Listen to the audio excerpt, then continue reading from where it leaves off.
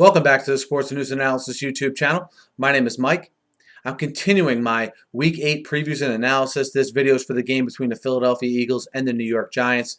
This game will be played down in Philly, and the Giants coming into this game offered their first win of the year. An ugly one, but a win nonetheless on Monday night against Minnesota. And the Eagles coming in off of a very sloppy loss, 17-3 at home at the hands of the division rival Cowboys. But coming to this game now, Michael Vick is expected to play in this one. If you remember, he got hurt in the first Giants-Eagles game in Week 5 when Nick Foles came in relief and did very well. If you remember, before Michael Vick left, he was having an average day passing, but he was having a very good day running against this Giants defense. He ran for nearly almost 80 yards before getting injured, and did get injured actually on a scramble where he hurt his hamstring. So look for that to be a factor in this game.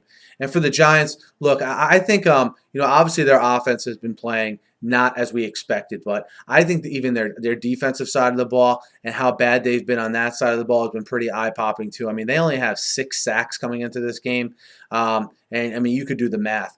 6 sacks in 7 games. I mean, this used to be a hallmark of this team, and if we had a vintage Giants defensive line, I might think they'd have a decent chance in this one. But if they're not going to put pressure on Vick, and they're going to be susceptible to the running by Vick, and I don't think they have any answer for Deshaun Jackson on the outside, as was evident in the first game where Jackson had 7 receptions for 132 yards. I look for this to be a really tough matchup for the Giants. They were able to hold down LaShawn McCoy pretty well last game. I think McCoy had a little bit under 100 yards total.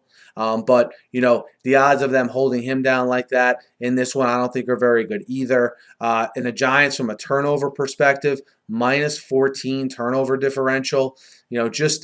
I know they won on Monday night, but it wasn't an impressive win. And to me, I'm not really any more comfortable with this team, after Monday night as I was before. You saw them miss some opportunities in the end zone. Hakeem Nicks missing a touchdown pass. They're just off this year. And I think with the we'll see if Brandon Jacobs comes back, but the fact that they're relying on Brandon Jacobs coming back to rejuvenate their running game should tell you all you really need to know about just the general direction this Giants season's heading in.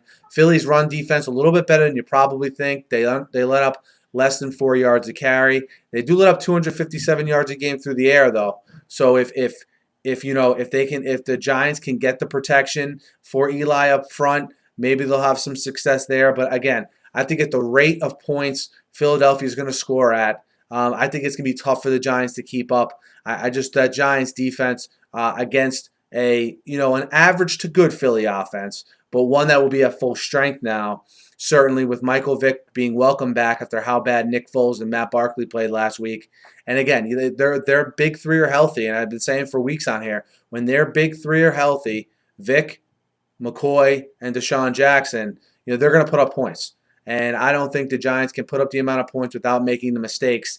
24 turnovers this year for the Giants. Absolutely eye-popping. When you consider the 2 things you thought were going to be good coming into the season for the Giants was that defensive line and also the play of the offense. And both of those have just backfired on them. I think it cost them big in this game. I like Philly to get their record back to 500 at 4-4. I like Philly minus 6 in this game over the Giants. Let me know what you guys think. Hit me up in the YouTube comments. Hit me up on Twitter at SNewsAnalysis. Guys, be sure to subscribe to my channel. I preview and recap every game every week, and I'm always talking the news of the day in the NFL. So be sure to subscribe. Thanks for listening, and have a great night.